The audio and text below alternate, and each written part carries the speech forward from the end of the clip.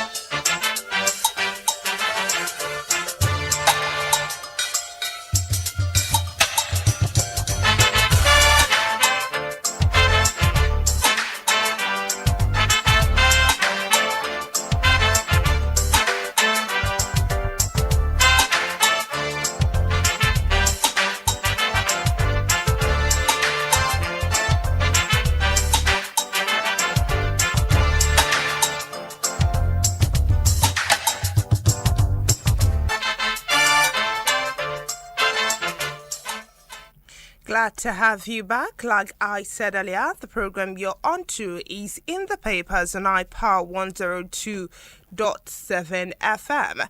Beginning on the top of the list of our headlines this morning from the Old newspaper, Ondo government moves against menstrual poverty, distributes 1,000 sanitary pads to schoolgirls.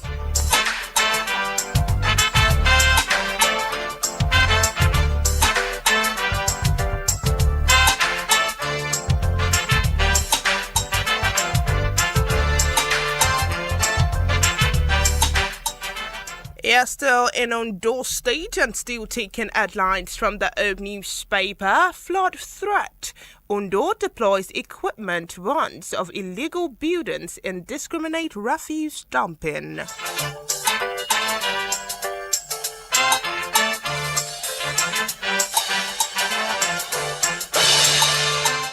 Yes, now moving away from Ondo State to federal matters. Federal government yet to approve new NYSC uniform. Youth Minister clarifies.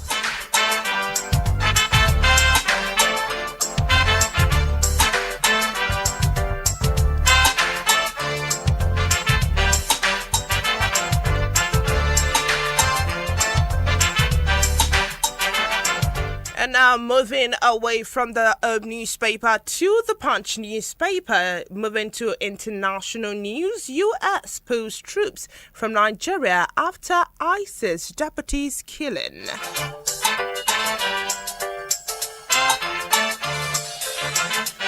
Yeah, still taking headlines from the Punch newspaper. Atiku vows 2027 fight as court clears Mark-led ADC.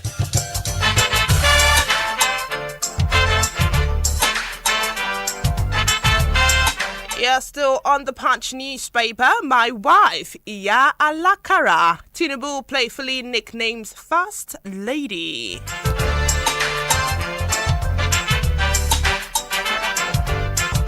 And now to petroleum matters on the Punch newspaper. Dangote importers battle as petrol odds above 1,000 naira.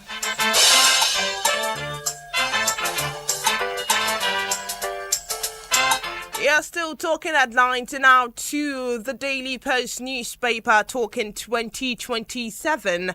INEC can't decide candidates for political party, says Sambo.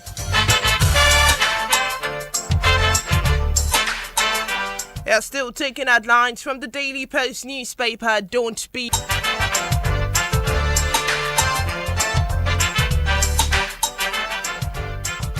Yeah, still taking headlines from the Daily Post newspaper. Ex-INEC chairman Mahmoud Yakubu presents letters of credence to Qatar. Nation's newspaper, Kiyamo warns against cybercrime, drug abuse as AAAU matriculates 127 students.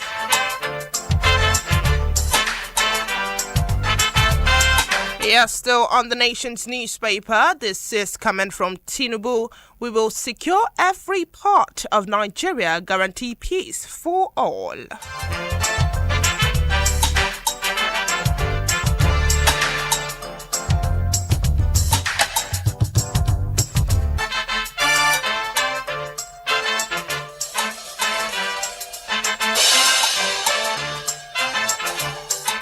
And now finally talking headlines on the nation's news.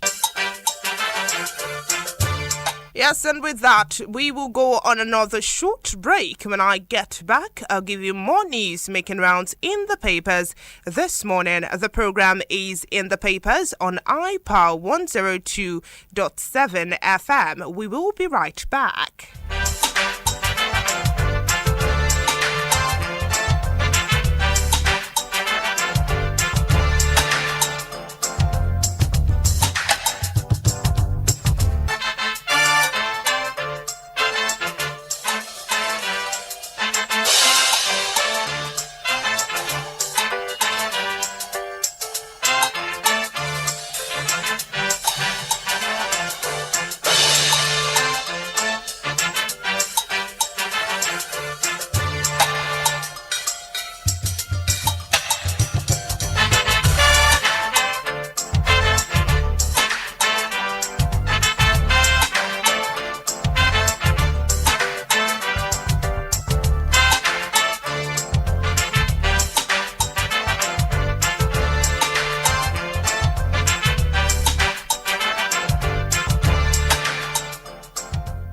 Glad you're still there. The program is in the papers on iPower 102.7 FM.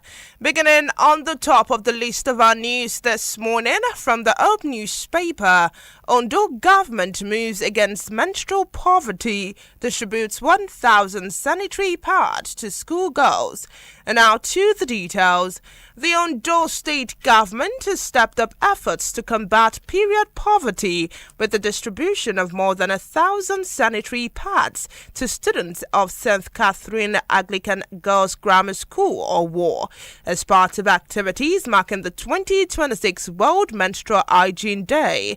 The Commissioner for Women Affairs and Social Development, Dr. Seun Osamaye, who led the intervention, said the initiative was designed to ensure that no girl is forced to stay away from school because of a lack of sanitary products. She explained that the exercise formed part of Governor Lucky Ayedatiwa's commitment to improve the health, education and welfare of adolescent girls through inclusive social and human capital development. According to Osamaye, the governor has directed the ministry to extend its attention beyond women to adolescent girls, recognizing their development begins from an early stage in life. She said the ministry had continued to visit secondary schools across the state to educate students on issues affecting adolescents, with this year's advocacy focusing on reproductive and menstrual health. Addressing the students, the commissioner described menstruation as a natural biological process that should never attract shame, fear, or discrimination. If that news aligns with your interest, it is on the Old newspaper with the headline, Ondo government moves against menstrual poverty, distributes 1,000 sanitary pads to schoolgirls.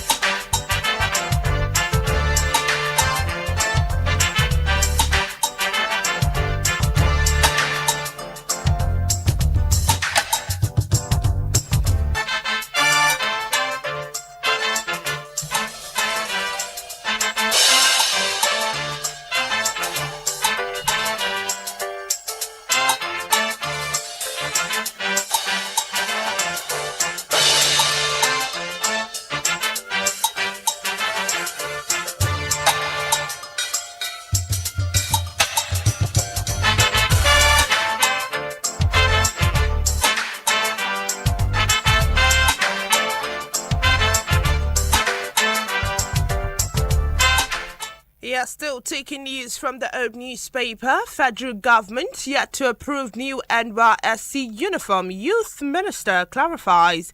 And now to the details. The Minister of Youth Development, Inioluwa Adekoya, has clarified that the federal government has not approved Adire as the new uniform for members of the National Youth Service Corps (NYSC), saying his earlier comments on the matter were misconstrued.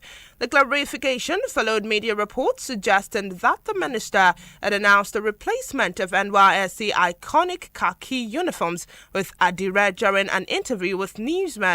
In a statement posted on his official social media handles hours after the interview, Olawande explained that he merely cited Adire and Ankara as examples of proposals currently being considered as part of the ongoing reforms of the NYSC scheme.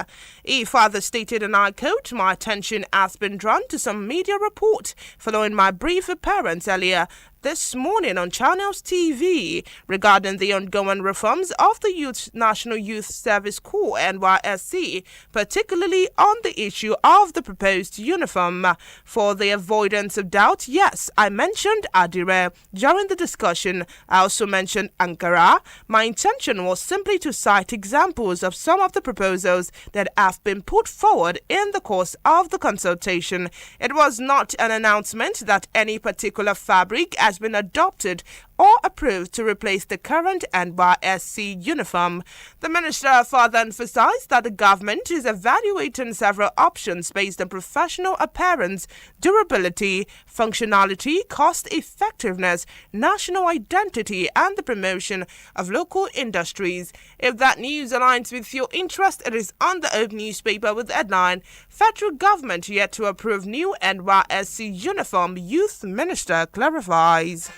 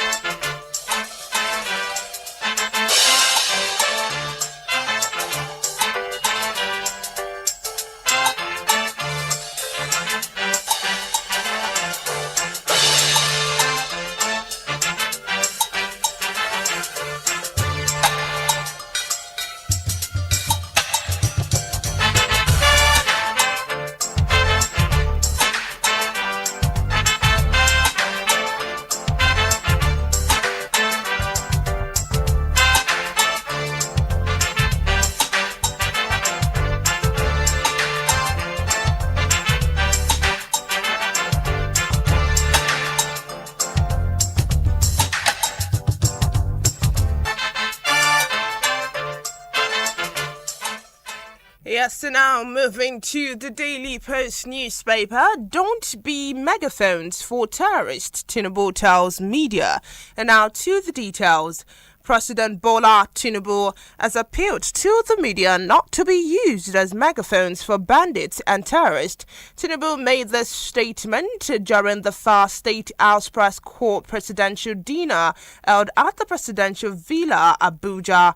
He charged the media against undermining the country with what he described as irresponsible reporting. He said, and I quote, "The media must resist the temptation of becoming megaphones for terrorists and kidnappers. We must not undermine our country with irresponsible reporting. And if we do, we will have no safe space left, especially at a time when our nation is tackling security threat, neutralizing thousands of criminal elements, and rescuing hostages. The media should not be an amplifier for those who wish to harm us. The government must act. The media must watch. The government must explain. And the media must question." If that news aligns with your interest, it is on the Daily Post newspaper with the headline, "Don't be megaphones for terrorists, Tinubu tells media."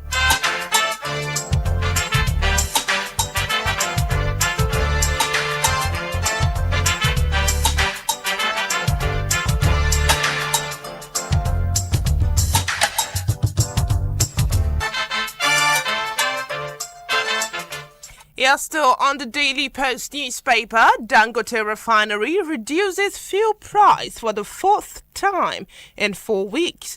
And now to the details. The Dangote Refinery has reduced fuel price for the fourth time within a month as crude oil prices eased. The latest price drop was disclosed in a statement to newsmen. The recent reduction brings the gantry price of petrol to 1,075 naira per litre from 1,250 naira per litre. This means that the mega refinery dropped its petrol by 50 naira per litre to cumulative 200 naira per litre since the 30th of May 2026.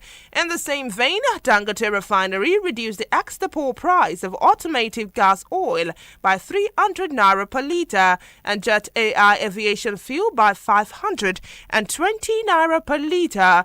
The company said the successive reduction demonstrates its commitment to ensuring Nigerians benefit from favourable market development while maintaining the long-term sustainability of domestic refining operations. According to the refinery, the petroleum products currently being supplied to the market have been produced from crude inventories acquired during periods of substantially higher prices. If that news aligns with your interest, it is on the Daily Post newspaper with the headline, Dangote Refinery reduces fuel price for the fourth time in 4 weeks.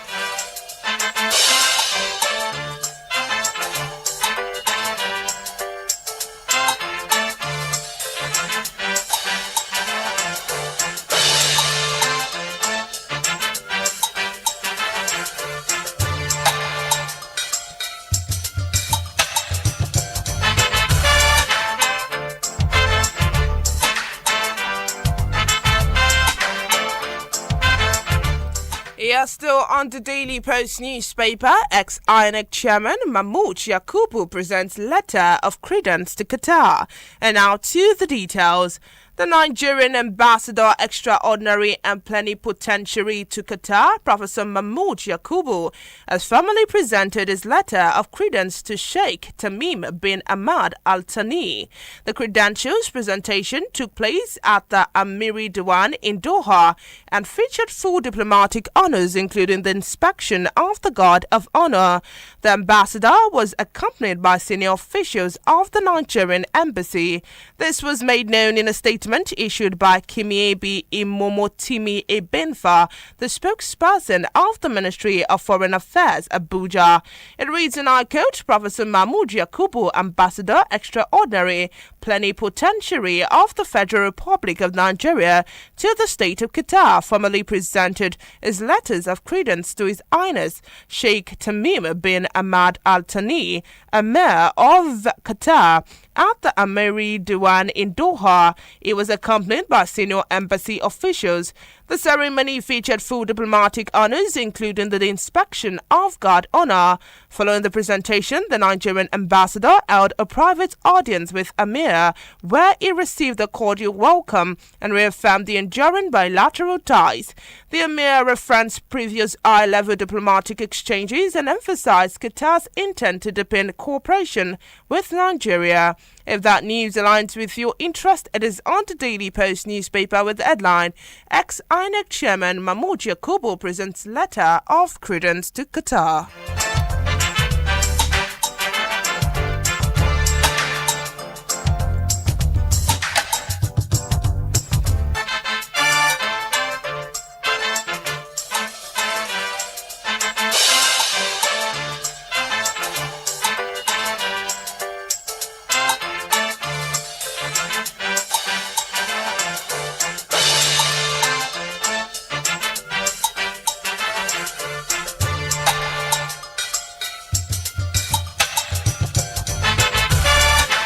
Yes, still on the Daily Post newspaper, PFIPC article demands probe, questions Gbajabiamila over 400 million naira bribery claim.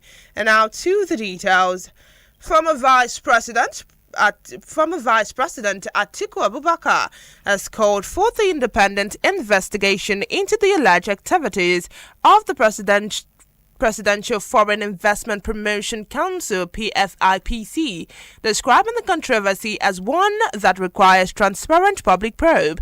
In a statement issued in Abuja, Atiku Media Office questioned the presidency's explanation that the PFIPC was a non-existent or ghost federal government agency. The development followed a disclaimer by President spokesperson Bayo Ononuga, who described Prince Adeyemi Matthew and the organization as fraudulent. The statement raised several questions, including how the alleged agency reportedly operated from the Federal Secretariat under the supervision of the Office of the Secretary to the Government of the Federation without detection.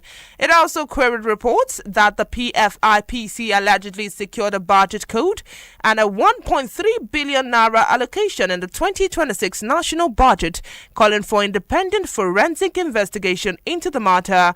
According to the statement, Prince Adeyemi reportedly met with senior government officials, including the Deputy Speaker of the House of Representatives, Benjamin Kalu, the Chairman of Economic and Financial Crimes Commission, Olanipekun Olukoyede, as well as the diplomats, traditional rulers, and prospective investors. The Atiku's media office argued that the alleged engagement suggests the organization operated openly, making the presidency description of it as a ghost agency difficult to reconcile with the publicly available records. The statement also called on the Chief of Staff to the President, Femi Gbajabiamila, and other officials allegedly linked to the controversy to publicly account for their roles, insisting that the press statement was insufficient to address the allegations. If that news aligns with your interest, it is on the Daily Post newspaper with the headline, PFIPC Atiku demands probe, questions Gbajabiamila over 400 million naira bribery claim.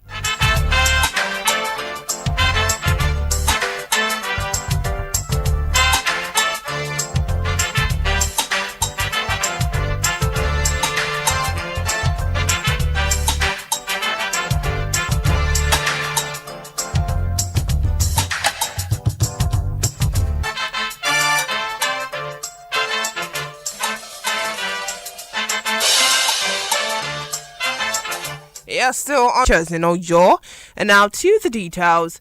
The federal government has expressed delight over the suspension of the strike embarked on by teachers in Oyo State, describing the development as a victory for dialogue and a step forward into restoring uninterrupted learning. The Minister of Education, Dr. Tunji Alausa, said the suspension followed sustained engagement among the Federal Ministry of Education, the Oyo State Government, and the leadership of the Nigerian Union of Teachers at the national, zonal, and state levels. Alausa's position is contained in a statement issued by the Ministry of Director of Press and Public Relations, Mrs. Folashade Boriowo, made available to newsmen. The statement reads, and I quote, "I am glad to report today that the strike has been suspended. Teachers are now returning to school to educate their students. This is a result of our collaboration and coordination with the leadership of the Nigerian Union of Teachers and the government of Oyo State." The minister commended Oyo Governor Seyi Makinde for resolving the dispute through dialogue. He also appreciated the leadership of the NUT at the national, zonal, and state levels for working towards an amicable resolution of the matter in the interest of the learners. Alausa reaffirmed the federal government's commitment to ensuring uninterrupted access to quality education despite security challenges in parts of the country. If that news aligns with your interest, it is on the Daily Post newspaper with the headline, Nigerian government deplores suspension of strike by teachers in Oyo.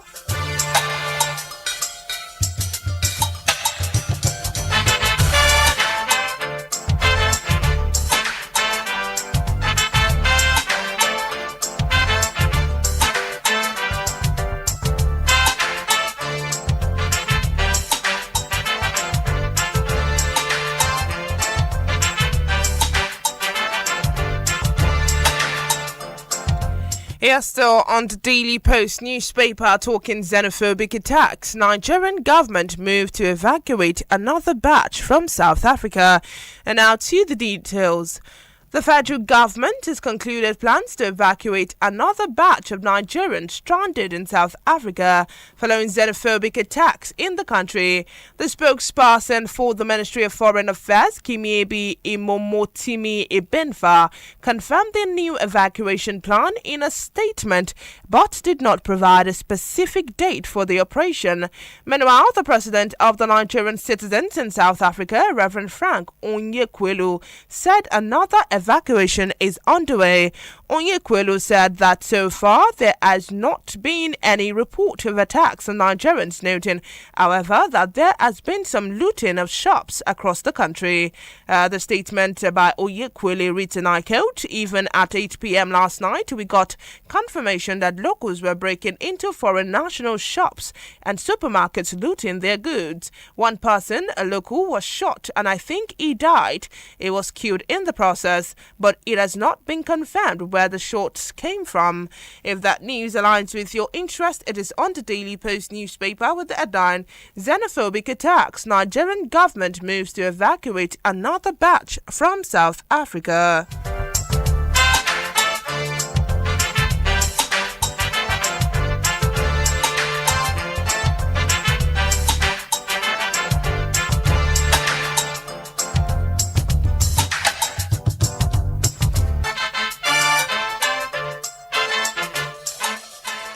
Yes, still on the Daily Post newspaper, bandits free 50 Zamfara elders abducted during peace mission after 35 million naira ransom. And now to the details. 50 community elders abducted by bandits in Zamfara state have regained their freedom after an alleged ransom payout of about 35 million naira, according to conflict and security journalist Bakestein. Bakestein disclosed in a post on X that the elders, who are from Magmin Didi community in Maradun local government area, were released after weeks in captivity. According to recent reports, 3 of the abducted elders died while in captivity. The victims were reportedly kidnapped in early June 2026 while on their way to a peace meeting with the bandits, where they had hoped to negotiate a settlement aimed at ending attacks on their community.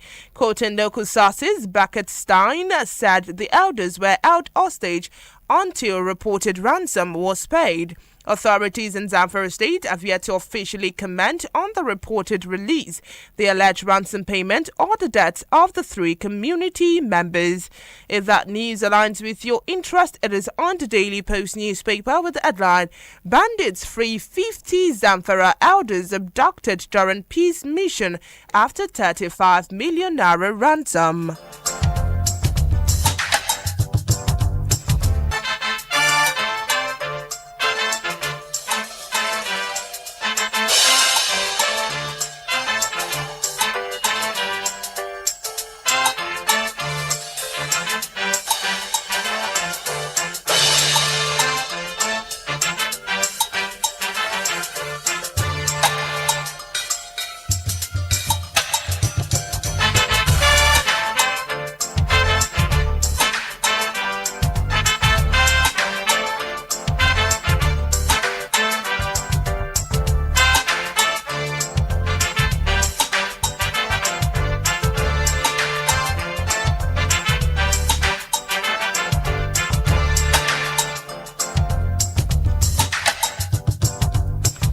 Yes, the program you're still onto is in the papers on iPower 102.7 FM. Right about now, I will go on a short break. When I get back, the phone lines will be officially open for comments and contributions to any of the news that piques your interest. And we would read out more headlines and more news making rounds in the papers this morning.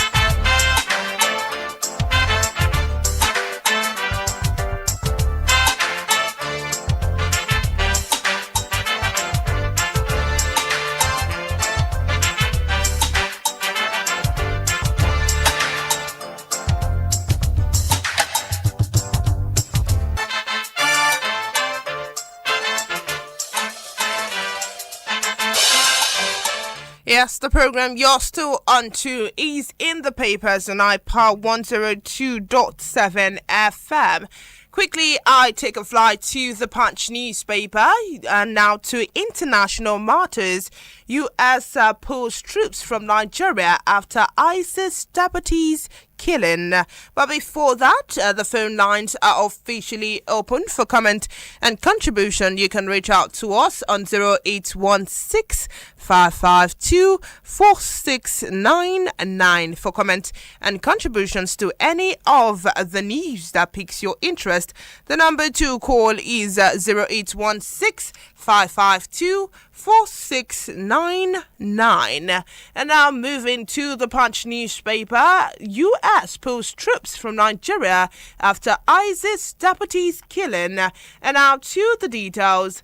The United States of America has withdrawn most of its forces deployed for a joint counter-terrorism operation in Nigerian Lake Chad Basin. However, the country continues intelligence sharing and other forms of security cooperation with Nigeria. The commander of the U.S. Air Force in Europe Air Force Africa, General Davgin R.M. Anderson, disclosed this during a digital press briefing on the outcome of the African Chief of Defense Conference 2026, where he highlighted the role of the U.S.-Nigerian Intelligence Cooperation in counter-terrorism operations against Islamic State, ISIS, and Daesh.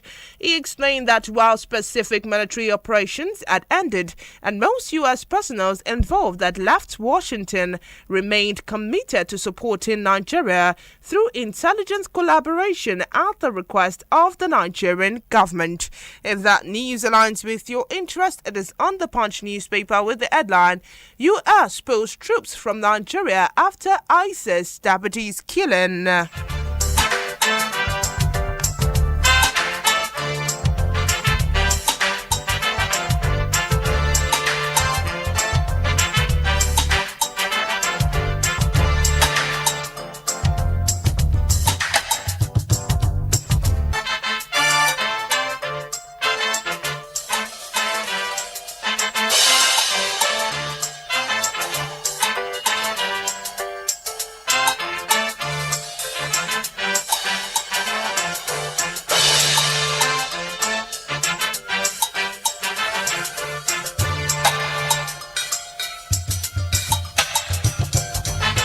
Yes, still on the Punch newspaper, Atiku vows 2027 fight as court declares Mark-led ADC. And now to the details. A federal high court, Abuja, has affirmed David Mark's leadership of the opposition African Democratic Congress, a ruling the party welcomed, even as former Vice President Atiku Abubakar said he would continue his pursuit of the 2027 presidency. Atiku described the judgment, which dismissed the suit filed by a member of the House of Representatives, Leke Abejide, as victory for constitutional democracy and a rejection of attempts to use the judiciary for political ends.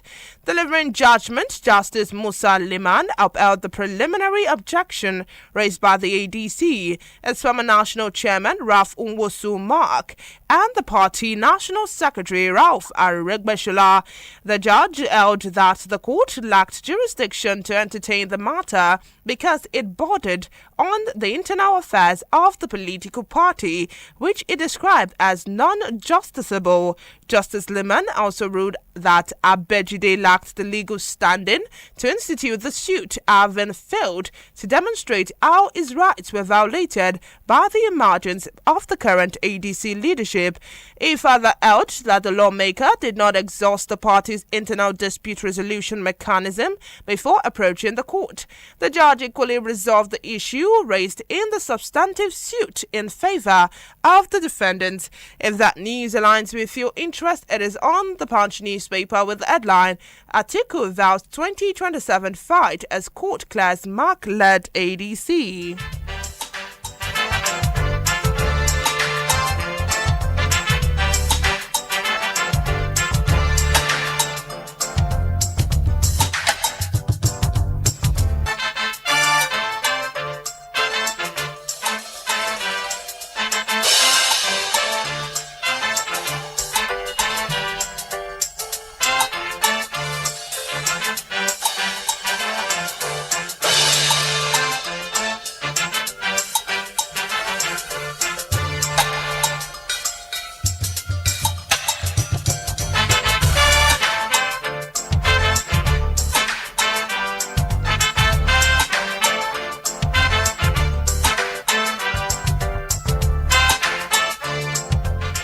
Yeah, still on the Punch newspaper, my wife, Inioluwa Tinubu playfully nicknames First Lady. And now to the details. President Bola Tinubu has playfully referred to the First Lady, Senator Oluremi Tinubu, as Inioluwa, Mama Akara Stella, in an apparent light-hearted reference to the recent controversy surrounding her remarks on small-scale businesses. The president made this remark while observing protocol during his address at the Presidential Press Corps dinner held at the State House, Abuja. A video of the event was shared by Aso Rock TV on YouTube. It showed Tinubu smiling as he acknowledged dignitaries in attendance before turning to his wife. Good evening, gentlemen of the press, ladies and gentlemen. My dear wife, the First Lady, Inioluwa, the president said, drawing laughter and reactions from the audience. If that news aligns with your interest, it is on the Punch newspaper with the headline, My wife, Inioluwa, Tinubu playfully nicknames First Lady.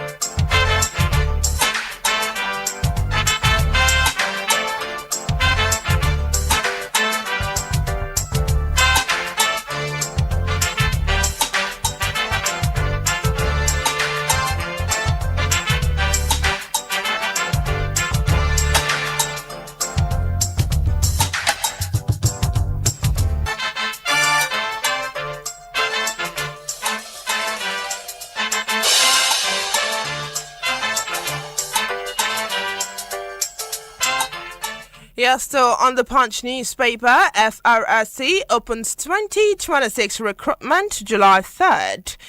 And now to the details.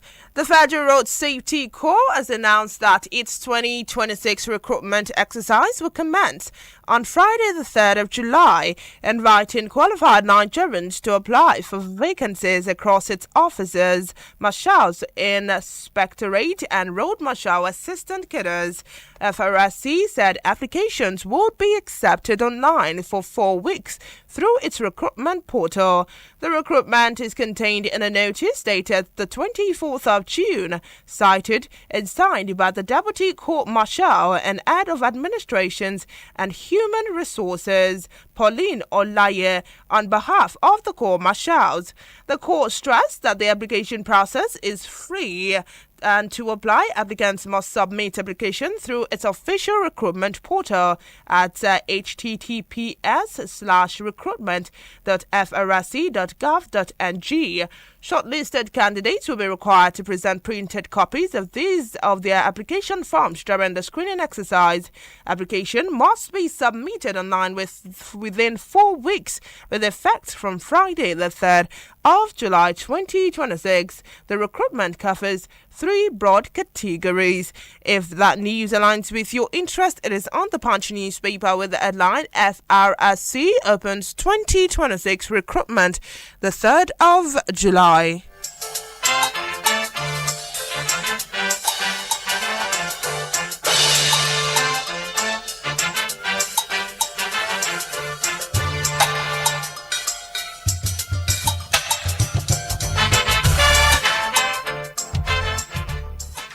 Yes, still on the Punch newspaper, ASU raises fresh strike threat in Lagos, Gombe, Plateau State.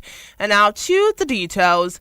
The Academic Staff Union of Universities has warned of a fresh wave of industrial unrest in state-owned universities, accusing several governors of failing to implement the 2025 federal government ASU agreement on salaries and welfare. The union specifically alerted Lagos, Gombe and Plateau State to the growing discontent among lecturers, saying continued delays could trigger avoidable strikes and disrupt academic activities to institutions including Lagos State University, Lagos State University of Education, Lagos State University of Science and Technology, Gombe State University, and Plateau State University.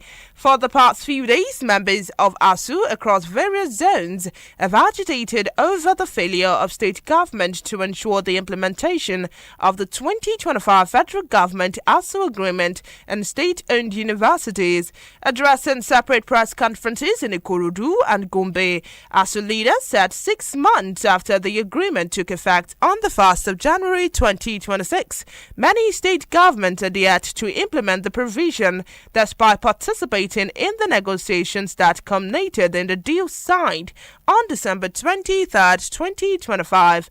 The federal government and ASU formally signed an agreement on the 23rd of December 2025, replacing the protracted 2009 pact. If that news aligns with your interest, it is on the Punch newspaper with the headline, ASU raises fresh strike threats in Lagos, Gombe and Plateau states.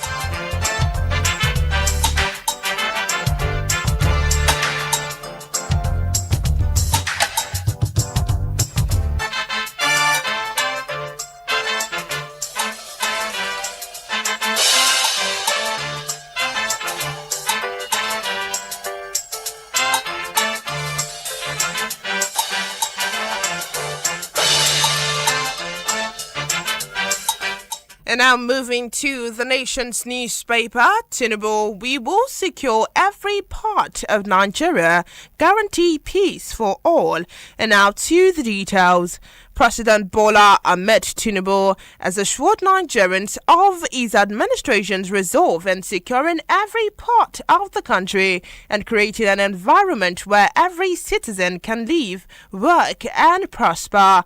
He declared that security forces have steadily shifted from merely reacting to threats to systematically degrading criminal and terrorist networks. The president said that although security challenges persist, sustained military operations, improved intelligence gathering, stronger interagency collaboration, and expanded regional and international cooperation have significantly strengthened the nation's fight against terrorism. Who gave the assurance at the maiden State House Media Corps presidential dinner at the State House Conference Center, Abuja, where he also reaffirmed his administrative's commitment to press freedom, responsible journalism and democratic accountability.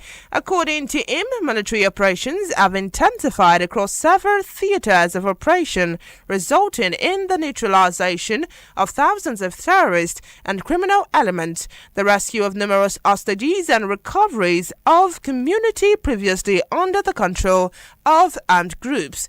If that news aligns with your interest, it is on the nation's newspaper with the headline, Tinubu, we will secure every part of Nigeria, guarantee peace for all.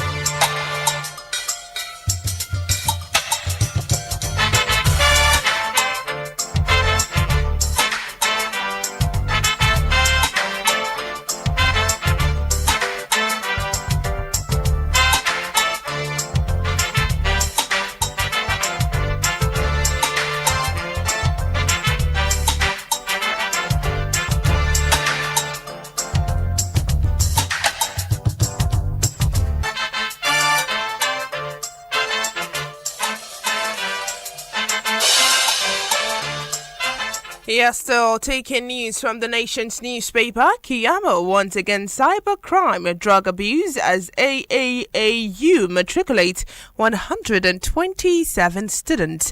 And now to the details. Minister of Aviation Festus Kiyamo SAN has warned students of the African Aviation and Aerospace University AAUA Abuja against cybercrime, drug abuse, cultism and examination malpractice.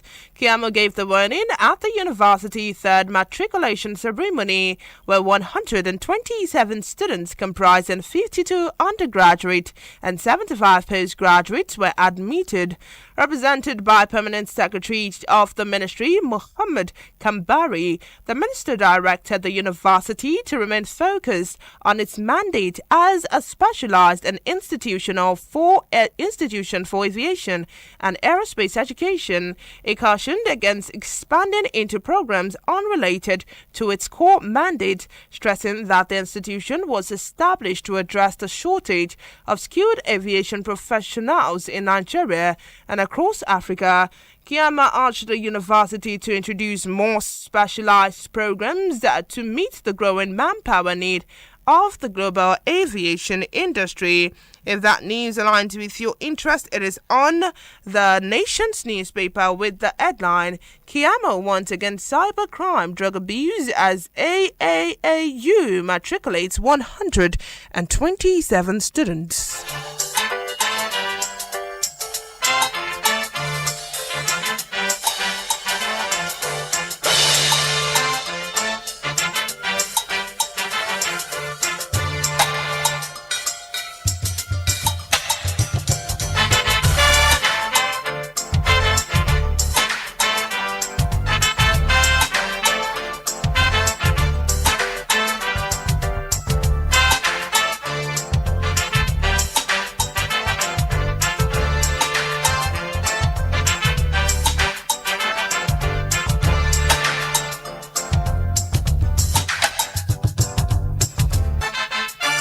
Yes, still on the nation's newspaper, military repel terror attack on NIPSS, recovers stolen army rifle.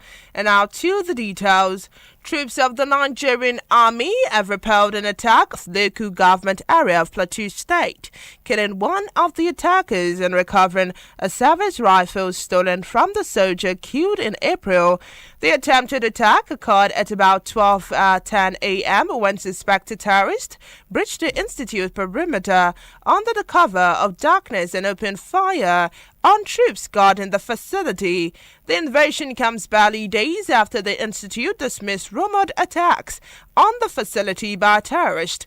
According to the Army, troops of the Sector 6 Joint Task Force Operation Enduring Peace engaged with the attackers in a gun battle, killing one of them while others escaped with a suspected gunshot wound. No casualties was recorded among the troops. Recovered from the slain suspect was an AK pattern rifle loaded with 16 rounds of 7.62 mm special ammunition.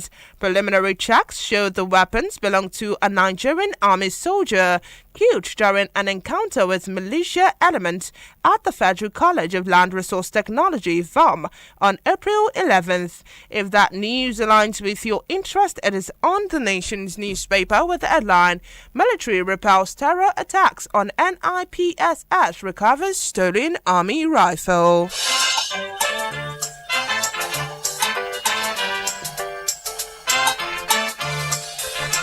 Yes, the program you're still onto is in the papers on iPower 102.7 FM.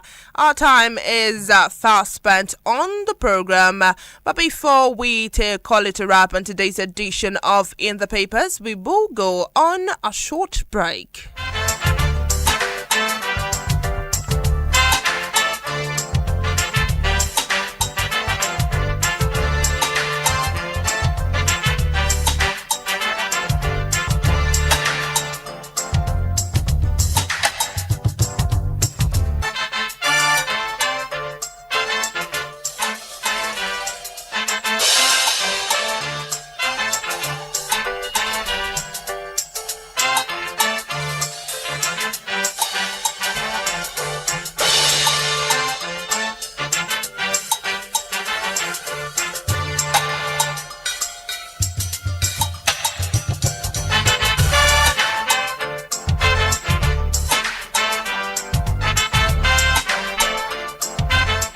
Yes, glad you're still